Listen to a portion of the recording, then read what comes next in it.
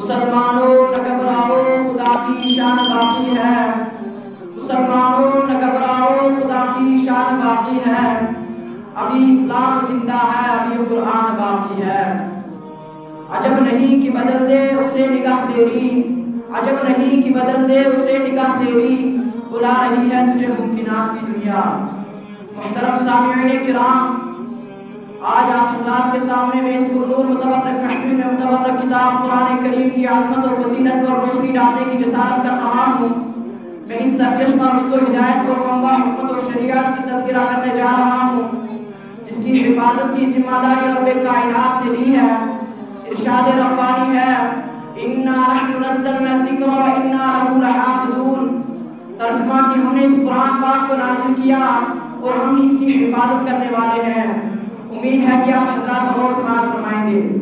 اللہ ہمیں احکام قرآنیہ کی معرفت عطا فرمائے۔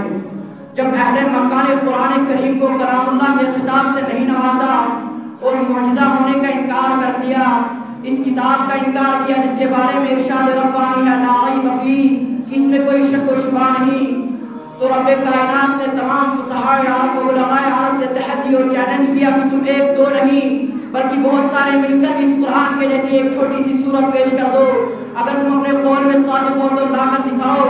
تو قرآن نے اس طرح نقشہ کھینچا وَإِن كُنتُمْ فِي رَيْبٍ مِّمَّا نَزَّلْنَا عَلَىٰ عَبْدِنَا فَأْتُوا بِسُورَةٍ مِّن مِّثْلِهِ۔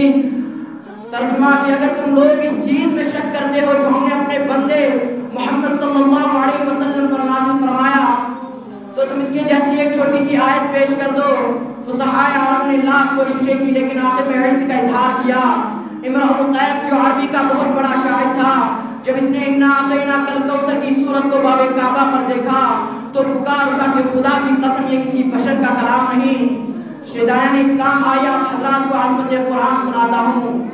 جب کسی آدمی کے بارے میں یہ اندازہ لگانا چاہیے کہ یہ عاصی ہے یا نیک بخت، یہ صادق ہے یا کاذب، تو اس سے پہلے اس کے متعلقین پر نظر ڈالیں۔ اگر اس کے متعلقین صحیح ہیں تو وہ شخص بھی صحیح، اگر اس کے متعلقین بد ہیں تو وہ شخص بھی بد۔ ایسے ہی جب ہم قرآن کریم کی عظمت پر نظر ڈالیں، اگر قرآن کریم کی عظمت پر نظر ڈالیں، اگر قرآن کریم کی فضیلت پر نظر ڈالیں، اگر قرآن کریم کی اہمیت پر نظر ڈالیں، اگر قرآن کریم کی رحمت پر نظر ڈالیں تو اس سے پہلے اس کے متعلقین پر نظر ڈالتے ہیں اور دیکھتے ہیں تو سب سے پہلے تعلق نظر آتا ہے رب کائنات جو مصدر قرآن ہے، جو خالق جہاں ہے، جو مالک و رحمان ہے، صاحب ایمان پر بڑا مہربان ہے۔ یہی ہمارا ایمان ہے، جو اس کا منکر ہے وہ شیطان ہے۔ کلام الملوک ملوک الکلام، بادشاہوں کا کلام اور کلاموں کا بادشاہ ہوتا ہے، لہذا پتا چلا کہ قرآن سب سے اعلیٰ ہے، قرآن سب سے ارفع ہے، قرآن کریم کو دوسری کتابوں پر فضیلت حاصل ہے۔ اور آگے چلے قرآن کریم کا دوسرا تعلق نظر آتا ہے لوح محفوظ، جو ایک تختی ہے جو عرش کے اوپر ہے۔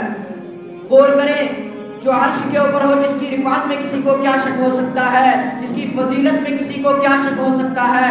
اعلیٰ و ارفع شے کے لیے اعلیٰ و ارفع مقام تجویز کیا گیا، وہ لوح محفوظ ہے۔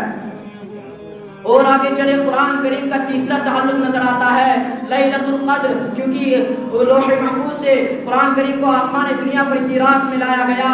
یہاں پر نہ جبرائیل واسطہ ہے، یہاں پر نہ میکائیل واسطہ ہے، یہاں پر نہ اسرائیل واسطہ ہے، یہاں پر نہ میکائیل واسطہ ہے۔ ایسی رات کا انتخاب کیا گیا جس کے بارے میں خود قرآن کریم کہتا ہے لیلۃ القدر خیر من الف شہر، کہ یہ رات 1000 مہینوں سے بہتر ہے۔ یہ رات رمضان کے مہینے میں آتی ہے، مہینہ بھی مبارک اور رات بھی مبارک۔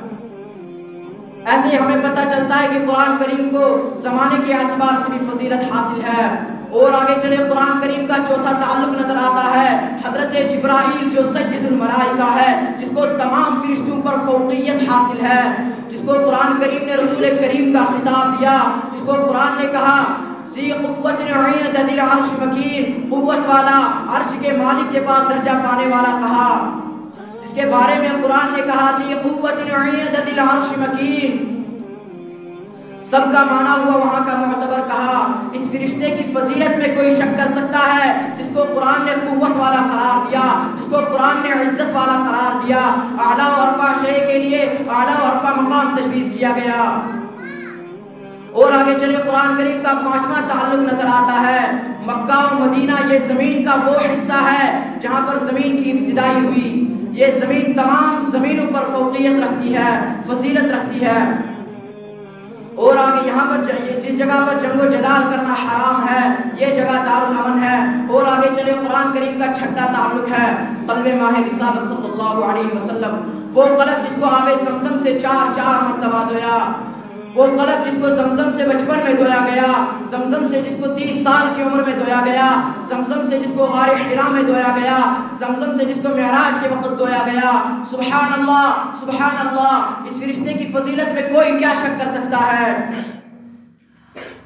قرآن کریم کا یہ تعلق بھی باعزت و باعظمت ہے جسے قرآن کریم کی عظمت و فوقیت اظہر من الشمس ہوتی ہے۔ قرآن کریم کی فضیلت، رحمت اور اہمیت اظہر من الشمس ہوتی ہے۔